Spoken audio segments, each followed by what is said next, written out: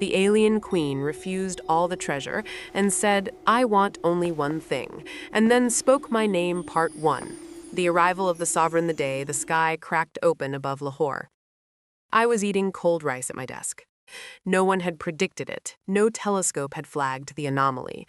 No military radar had picked up the trajectory.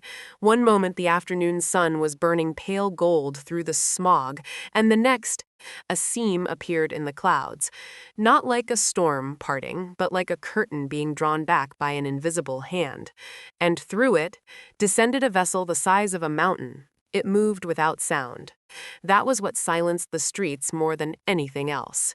We had always imagined alien arrival would come with noise, roaring engines, sonic booms, the shriek of something impossibly fast. Instead, this ship, if you could call it that, drifted down with the patience of snow. It was dark, almost featureless, shaped like the seed of some vast tree, and it cast a shadow across 4 districts. I was nobody important. I am still technically nobody important. My name is Daniel Maksud. I am a historian, specifically a historian of failed diplomacies. I have spent 15 years studying the moments when civilizations met and destroyed each other through misunderstanding. I have published 4 books that sold modestly. I live alone in an apartment that smells of old paper and green tea. I was not supposed to be part of what came next, but life does not check your credentials before it changes you. Within 6 hours, every government on Earth had scrambled jets, assembled crisis teams, and begun the breathless theater of readiness. The United Nations convened an emergency session. Scientists triangulated the vessel's position. Military generals argued about deterrents that everyone knew were meaningless. The ship did nothing. It simply hovered. For 9 days, it hovered. Then, on the 10th day, it sent a signal. The signal was not in radio waves or laser pulses. It was in language. Immediately, precisely, hauntingly in every human language simultaneously, delivered as a low vibration that humans felt in their bones rather than heard with their ears. The message was the same everywhere on Earth, felt by every living person at the same moment. We have come to negotiate. Send your finest. We will know if you send the wrong ones. Panic followed, naturally. World leaders convened. Committees were formed. Philosophers and scientists and generals and priests argued over who should represent humanity. The Americans sent a former senator who was also a decorated astronaut. China sent a renowned physicist. The European Union sent a diplomat who had brokered 3 historic peace treaties. India sent a spiritual leader with 60 million followers. I sent nothing. I was not part of any delegation. I went back to my desk and my cold rice and my research, part 2. The refusal delegation entered the ship on a Tuesday.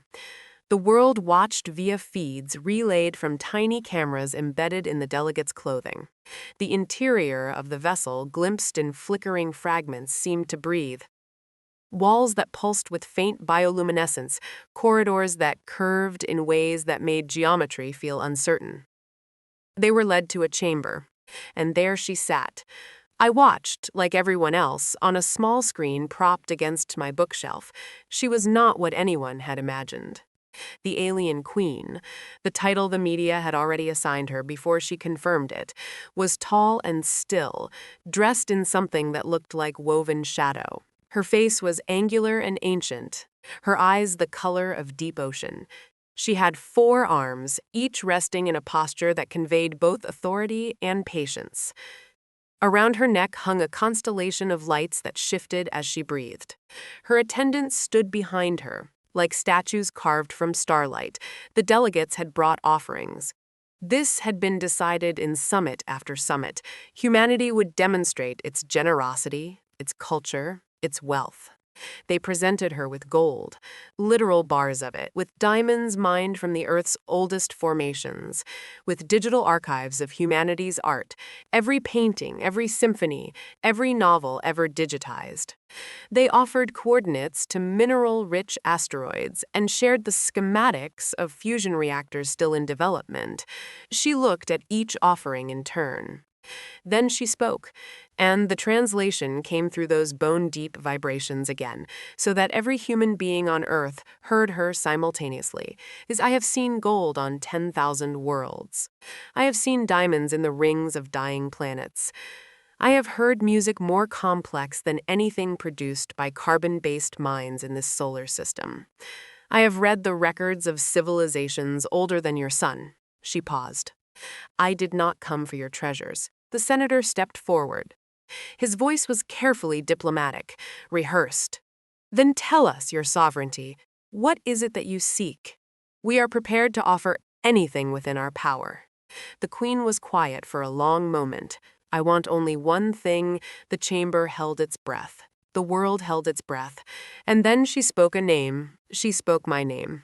Part 3. The knock on the door, I heard it. Felt it. The same way everyone else did. That bone-deep resonance. And when the sound of my name settled into the room around me, I sat completely still for perhaps 30 seconds, convinced I had misheard. Then my phone rang. Then it rang again. Then every device I owned lit up simultaneously. Then someone knocked on my door with the kind of urgency that says this is not optional. Within 2 hours, I was in a military helicopter. Within 6 hours, I was in Geneva. Within 8 hours, I was standing at the edge of the vessel's entrance ramp, wearing a borrowed suit that fit poorly, surrounded by people with guns and earpieces who kept asking me questions I could not answer. Why you, they asked. I had no idea. The senator, the one from the delegation, pale and unsettled in a way that powerful men rarely allow themselves to appear, pulled me aside before I entered. She would not speak to us further, he said. Not one word. Not after she said your name. She just waited. They've been waiting for 3 hours. Whatever she wants from you, please understand, the entire world is watching. Don't say anything that commits any nation to anything. Don't make promises. Don't. I'll do my best, I said. He grabbed my arm. Do you know her? Have you had any contact? Any communication? We need to know if there has been any breach of. I studied dead diplomacies, I said. I have never been relevant enough to breach anything. Part 4. The conversation, she looked at me the way you look at something you have been searching for across a very long distance. I stood at the entrance to her chamber. The delegation waited behind me, outside the door. Somehow I knew, instinctively, the way you know certain things in dreams, that I was to walk forward alone. So I did. I sat in the chair they had brought for the delegates and folded my hands in my lap because I did not know what else to do with them. Hello, I said. In Urdu first, then in English, because I was not sure which she preferred. Her translation worked both ways, it seemed, because she understood me either way. Daniel Maksud, she said. Historian. You study the moments when peoples meet and destroy each other. Yes. Tell me, in all your study, have you ever found a meeting that did not end in destruction? I thought about it, honestly. I did not try to perform optimism. Something about her gaze made performance feel not just useless, but somehow disrespectful. A few, I said, very few. And even those, the peace was always temporary. Someone eventually wanted more than the agreement allowed. Yes, she seemed to settle deeper into her stillness, if that was possible. We have visited 412 civilizations. She let that number exist in the air for a moment. Of those, 391 chose destruction. Not all at once. Not always through war. Sometimes through greed. Sometimes through fear. Sometimes they reached for us and we let them, and they took everything we offered and collapsed under the weight of what they could not understand. Sometimes they attacked us and we were forced to defend ourselves, and the result was the same. And the others? I asked. The other 21? They are still alive. A pause. But even among them, we have watched. We have seen what happens to civilizations when a more advanced one arrives. The less advanced one either fights or submits or tries to become something it is not. All three paths end the same way eventually. The original thing, the particular irreplaceable thing that made that civilization itself, is lost. I was quiet. I was thinking. So why come here? I asked, if the outcome is always the same? Because of you, she said. Because of your books. Part 5. What I had written, I will tell you what I had written, because I did not fully understand it myself until she explained it back to me. My 4th book, the one that had sold the least, the one the reviews called overly philosophical for a history text, was called The Grammar of Surviving Each Other. It was about contact, not just between civilizations, but between individuals, between families, between generations. I had argued, and been largely ignored for arguing, that the reason most first contacts between peoples ended in destruction was not because of weapons or greed or fear, but because of grammar. By grammar, I meant something specific, the unspoken rules each group uses to organize meaning. What is sacred? What is exchangeable? What is an insult dressed as a gift? What is a gift that feels like an insult? The invisible architecture of how a people understand value. Most contacts failed, I had written, because each side translated the other's grammar into its own and then responded to the translation rather than to the original. You offer me gold because gold is precious to you. I receive gold as an insult because in my grammar, offering a material thing implies I am material, that I can be purchased, neither of us is wrong. Both of us are furious, I had proposed, tentatively, aware it was idealistic, that the only way to survive meeting something fundamentally different was to ask, before offering anything, before wanting anything. What is the grammar here? What does meaning look like in your world? And then, crucially, to accept the answer even if it undid all your assumptions about what the meeting was for. The Queen had read it. Somehow, before arriving. You are the only one on this planet, she said, who has written about us correctly, without ever having met us. I wasn't writing about you, I said. No, you were writing about every us and every them. That is why it was correct, part 6. What she actually wanted my people are dying, she said. I had not expected that. Not in the way you might imagine. We are not sick, we are not at war. We are simply becoming less. Each generation understands less of what we were. The grammar of our civilization, what you would call our culture, our soul, is fading. We are very advanced. Perhaps that is the problem. We solved so many things. We no longer struggle, and struggle, it turns out, is where meanings is made. She looked at me with those deep ocean eyes. We came to 412 civilizations, looking for something we could not name. We watched each one. Some of them had what we needed, but destroyed it in their reaching for what we had. Others had it, but could not survive the contact. We made every mistake you have documented, Daniel Maksud, in precisely the ways you documented them. What is it? I asked. What were you looking for? Friction, she said. I blinked. Your world has not solved its problems. You still argue about food and borders and gods. You still make art out of heartbreak. You still find 10 different ways to say the same loss, because each way feels different to a different person. You still build things that fall down and try again. You have, everywhere on this planet, in every language we sampled, a grammar of imperfection. And imperfection, it turns out, is the engine of meaning. She leaned forward very slightly. We do not want your gold. We do not want your technology.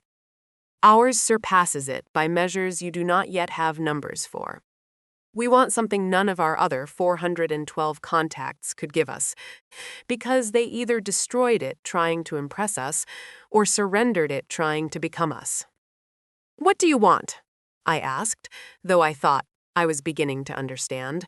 We want to learn from you without erasing you. We want to send our young ones here. Not to rule, not to study as scientists study specimens, but to live alongside you. To feel friction.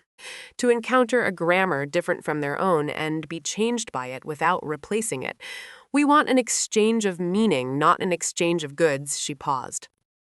And we want you to design the terms. Because you are the only person on this planet who already knew, before we arrived, that this was the only thing worth asking for. Part 7. What I said, he was quiet for a long time. The delegation was outside. The world was watching.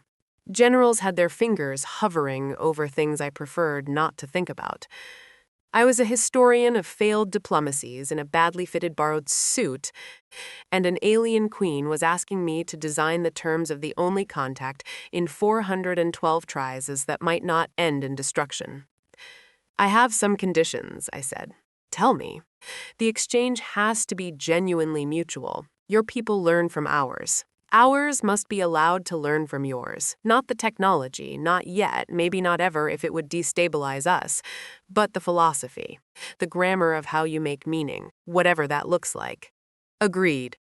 Your people who come here, they can't come with authority. No weapons, no hierarchy that puts them above any human being. They come as learners, guests. If any of them tries to govern or control or buy, they go home. That is our wish as well. And if it starts to go wrong, if I see it going wrong, or if other humans see it going wrong, we need to be able to pause. Not end it necessarily, pause it, review, correct the grammar, try again. This, she said. And something in her expression shifted into something that might have been, on a human face, a smile, is exactly what none of the others asked for. They asked for guarantees. You asked for the ability to repair. Failure I can work with, I said. Irreversible failure is the only kind I can't. She extended one of her 4 hands. I shook it. Her skin was cool and faintly luminous, like touching the inside of a wave. Epilogue. 17 years later, I am writing this on a Tuesday afternoon, which feels appropriate. My apartment still smells like old paper and greens tea, though now there is also sometimes the faint mineral scent of the Sorvani. That is what they call themselves, in a word that roughly translates as those who are still becoming. A young Sorvani named Illith lives 2 floors above me. She is learning to bake bread. She is terrible at it and delighted by her terribleness, in a way her people had apparently forgotten how to be. She knocks on my door sometimes, covered in flour, holding a misshapen loaf, asking me where she went wrong. I show her. We figure it out together. We eat the failures. The exchange, as I designed it, has been imperfect. There have been misunderstandings. There have been moments requiring pause, review, repair. Twice I have invoked the correction clause. Twice it has worked. The Sorvani have a word for the process. It translates roughly as refinding the grammar. I use it now myself. 3 new books have been written, not by me, but because of what I started, on the philosophy of contact without conquest. 2 of them I find a little too optimistic. One of them makes me cry in the best way. The Queen herself has returned twice. We sit in the same chamber. They built a permanent one, in a structure in the hills outside Geneva, and we talk. She tells me about what her young ones are learning. I tell her what ours are learning. She still has those deep ocean eyes and that stillness that makes performance feel disrespectful. At the end of our last meeting, as I was preparing to leave, she said something I have been thinking about ever since. When I spoke your name, she said, in front of all your great leaders and all their gold. Did you know why? Not at first, I said. I assumed it was because of the book. Partly, she said, but also because of one sentence in the book. One sentence you wrote that no one else on your world had written, in any language, in any century we sampled. Which sentence? She recited it back to me. It was from the introduction, a throwaway line I had almost cut, that my editor had said was too vague. The greatest act of civilization is not to build something magnificent, but to resist the urge to flatten everything that is not like it. She had read that sentence and crossed 400 light years to meet the person who wrote it. I almost cut it, I told her. I know, she said. That is one more thing your world still has that mine has forgotten. The beautiful uncertainty of what to keep. I walked home through the Geneva evening, past Sorvani and humans sharing cafe tables and arguing about everything and understanding each other badly and trying again, and I thought about all the civilizations across 412 contacts that had reached for gold and power and safety. And I thought about how the greatest treasure in the known universe, apparently, was the willingness to stay imperfect long enough to keep becoming. I bought a bag of apricots from a street vendor. They were slightly too sour. They were the best thing I had eaten all year.